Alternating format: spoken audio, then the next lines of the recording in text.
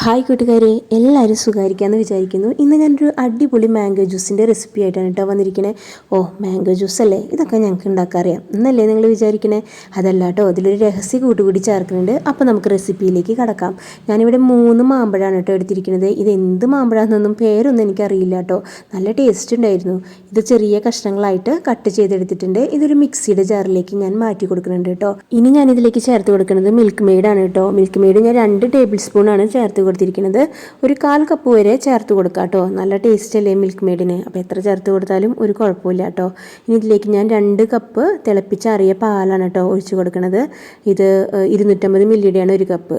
പിന്നെ 2 table spoon പഞ്ചസാര കൂടി ഇട്ട് കൊടുക്കുന്നുണ്ട്. ഇനി നമുക്കിത് നന്നായിട്ട് ബ്ലെൻഡ് ചെയ്തിട്ട് എടുക്കാം കേട്ടോ. നല്ല പേസ്റ്റ് പോലെ അരച്ചെടുക്കുക.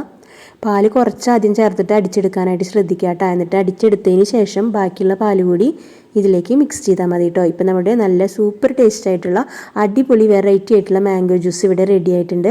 പിള്ളേർക്ക് ഇത് കിട്ടിയാൽ മുഴുവൻ കുടിച്ച് തീർക്കും കേട്ടോ. നല്ല ടേസ്റ്റാണ്. മുതിർന്നവർക്കും കുട്ടികൾക്കും എല്ലാം ഒരുപാട് ഇഷ്ടപ്പെടുന്ന ഒരു ജ്യൂസാണ് കേട്ടോ ഇത്. അപ്പോൾ എല്ലാവരും ഇതൊന്ന് ട്രൈ ചെയ്ത് നോക്കുക. ഇഷ്ടമായാൽ മെസ്സേജ് ചെയ്യാനായിട്ട് മറക്കരുത് കേട്ടോ. എല്ലാവരും ലൈക്ക് ചെയ്യാനായിട്ട് മറക്കല്ലേ കേട്ടോ. പിന്നെ സബ്സ്ക്രൈബ് ചെയ്തതിന് സപ്പോർട്ടും ചെയ്യണേ.